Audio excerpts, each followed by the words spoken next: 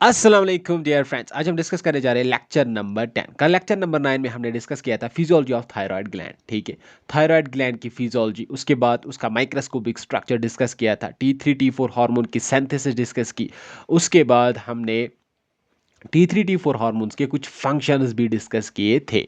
ठीक है, आज हमें डिसऑर्डर्स ऑफ थायराइड ग्लैंड पढ़ने हैं। ठीक है, पहला डिसऑर्डर है हाइपोथायराइडिज्म। ठीक है, यहाँ पर वर्ड से ही आपको पता चल रहा होगा, हाइपो मतलब डिक्रीज, यानी कि किसी चीज की सेक्रीशन जो है वो डिक्रीज हो रही है।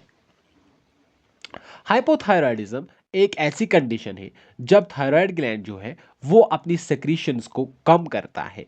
ठीक है, थायराइड हार्मोन जो वहां से निकलते हैं, T3 T4 हार्मोन की सेक्रीशन जो वहां से होती है वो कम हो जाएगी। ठीक है, जिसकी वजह से मेटाबॉलिज्म, यानी कि जो भी थायराइड हार्मोन मेटाबॉलिज्म को रेगुलेट करता है, हार्ट रेट रेगुलेट करता है, बॉडी टेम्परेचर रेगुलेट करता है, मूड स्विंग्स रेगुलेट करते हैं, वो सब स्लो डाउन हो जाएंगे। ठीक है, इसके कॉज क्या है? पहला है ऑटो इम्यून डिसऑर्डर, मतलब यहां पर इम्यून सेल्स थायराइड ग्लैंड पर एक्ट करेंगे, थायराइड ग्लैंड को डिस्ट्रॉय करेंगे, वहां से हार्मोन्स जो है T3 T4 हार्मोन्स जो है उनकी सेक्रीशन कम हो जाएंगी।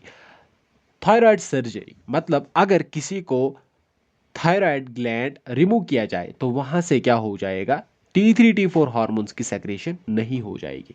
आयोडीन डिफिशिएंसी, कल हमने देखा जब हमने फंक्शंस पढ़े, जब हमने बायोसिंथेसिस पढ़ी, ठीक है, T3 T4 हार्मोन्स की, वहां पर हमने देखा जो आयोडीन है वो कितना इंपॉर्टेंट है, वही से ही आयोडीन ही T3 T4 हार्मोन्स बनाता है। ठीक है, आयोडीन से ही T3 T4 हार्मोन्स बनते हैं। ठीक है, पिट्यूटरी डिसऑर्डर, मतलब अगर पिट्यूटरी ग्लैंड में कोई डिफेक्ट आ जाए, पिट्यूटरी ग्लैंड में कोई डिफेक्ट आ जाए, TSH thyroid stimulating hormone secrete वहां से नहीं होगा, जिसकी वजह से थायराइड ग्लैंड पर स्टिमुलस नहीं आ जाएगा कि आप T3 T4 हार्मोन को सिक्रीट करो, उसकी वजह से हाइपोथायरॉयडिज्म क्रिएट होगा। थायराइडाइड्स, मतलब अगर इन्फ्लेमेशन हो जाए थायराइड ग्लैंड की, ठीक है, ये किसी भी कारण हो सकती है, ड्यू टू इन्फेक्शन भी हो सकता है। ठीक है, सिम्टम्स क्या आ जाएंगे? सिम्टम्स इसमें आ जाएंगे, ठीक है, सिम्टम्स क्या आ जाएंगे? फैटीग, इसमें थकान आ जाएगी, वेट लॉस या वेट गेन हो जाएगा, कोल्ड इंटॉलरेंस, क्योंकि यहाँ पर बॉडी टेम्परेचर जो है उसकी रेगुलेशन नहीं हो रही है। ठीक है, dry skin, hair loss, constipation, depression, ठीक है, इसको मूड स्विंग्स आ जाएंगे, एंजाइटी हो जाएगी, डिक्रीज हार्ट रेट, जिसको हमने कल कहा था ब्रैडिकार्डिया, उसको कहते हैं। डायग्नोज कैसे किया जाएगा कि इसको हाइपोथायराइडिज्म है? TSH लेवल्स को ब्लड में चेक किया जाएगा, T3 T4 हार्मोन लेवल्स को चेक किया जाएगा ब्लड में, अगर उनकी जो है लेवल्स जो है वो इनअप्रोप्रिएट आती है तो ये डायग्नोज किया जाएगा कि इसको हाइपोथायराइडिज्म है।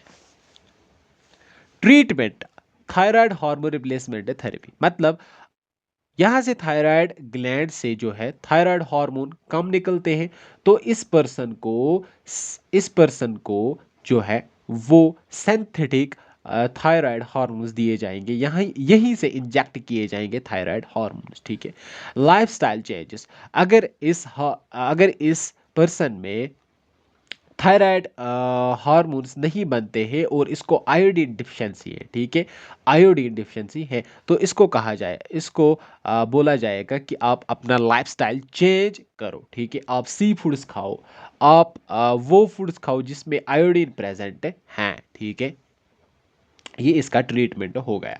इसके बाद अब आ जाएंगे हम दूसरे डिसऑर्डर पर, उसको हम कहते हैं हाइपर थायराइडिज्म। हाइपर से आपको समझ आ रहा होगा कि यहाँ पर किसी चीज़ की सेक्रेशन ज़्यादा हो रही है।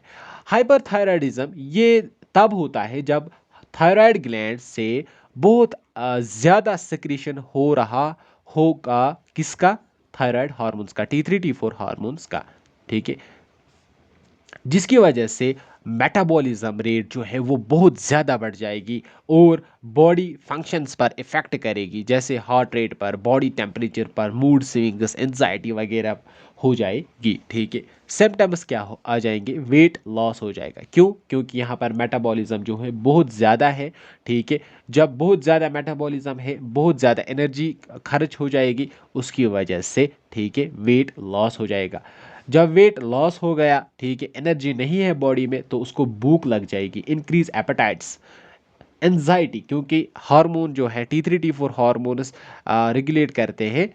ठीक है, मूड स्विंग्स रेगुलेट करते हैं। ठीक है, फैटिक, इसमें थकान आ जाएगी। स्वेटिंग, क्योंकि यहाँ पर बॉडी टेम्परेचर जो है उसकी रेगुलेशन सही से नहीं हो रही है। ठीक है, हीट इंटॉलरेंस, यहाँ पर ये हीट को बर्दाश्त नहीं करेगा। इंक्रीज हार्ट रेट, यहाँ पर हार्ट रेट ज़्यादा हो जाएगी, क्योंकि यहाँ पर हाइपर सेक्रीशन हो रही है T3 T4 हार्मोन्स की, उसको हम कहते हैं, हार्ट रेट ज़्यादा होने को हम कहते हैं टैकीकार्डिया। ठीक है, डायग्नोज कैसे किया जाएगा, TSH थायराइड स्टिमुलेटिंग हार्मोन को ब्लड में देखा जाएगा, उसकी लेवल्स को चेक किया जाएगा। T3 T4 हार्मोन्स के लेवल्स को चेक किया जाएगा, जैसे हमने हाइपोथायराइडिज्म में किया। Radio active iodine uptake test, एक इंपॉर्टेंट टेस्ट है जो इस पर्सन को किया जाएगा। इसमें हम देते हैं आयोडीन 123। ठीक है, ये एक रेडियो एक्टिव आयोडीन है, और यहाँ हम देते हैं आयोडीन 131। ठीक है, इस पर्सन को दिया जाता है या तो कैप्सूल्स के ज़रिए से, या तो हम इसको देते हैं लिक्विड फॉर्म में, लिक्विड फॉर्म में। ठीक है, जब वो ब्लड में पहुंचता है, कौन, रेडियो एक्टिव आयोडीन, ठीक है, तो उसको थायराइड ग्लैंड जो है वो एब्जॉर्ब करेंगे। फिर देखा जाएगा, फिर एक स्कैनर से इसको चेक किया जाएगा, गामा प्रोब उसका नाम है। ठीक है, गामा प्रोब, गामा प्रोब एक स्कैनर है, उससे चेक किया जाएगा कि थायराइड ग्लैंड जो है वो कितना आयोडीन ले रहा है, वो कितना आयोडीन, ठीक है, इस्तेमाल कर रहा है। अगर वहां पर देखा गया कि वो नॉर्मल से ज़्यादा आयोडीन अपटेक कर रहा है, तो वहां पर ये डायग्नोज किया जाएगा कि इसको हाइपर थायराइडिज्म है। ठीक है, ट्रीटमेंट क्या दिया जाएगा उसको, ठीक है, ट्रीटमेंट, इसको एंटी थायराइडल मेडिसिन दिए जाएंगे। ठीक है, एंटी थायराइडल ड्रग्स दिए जाएंगे, ताकि जो हार्मोन सेक्रीट हो रहे हैं, जो हार्मोन्स की हाइपर सेक्रीशन हो रही है, उसको रोका जाए।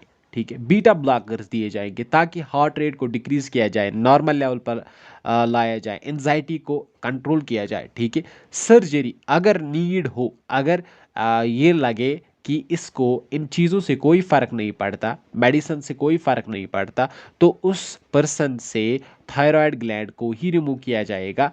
ठीक है, उस सर्जरी को हम कहते हैं थायरोइडेक्टॉमी। ठीक है, थायराइड ग्लैंड को रिमूव करना, ठीक है, उस सर्जरी को हम कहते हैं, उस प्रोसेस को हम कहते हैं थायरोइडेक्टॉमी। ठीक है, ये हो गया ट्रीटमेंट हाइपरथायराइडिज्म का। ठीक है, आज हम यहीं पर ख़त्म करते हैं। ठीक है, मिलते हैं अगले लेक्चर में। Thank you.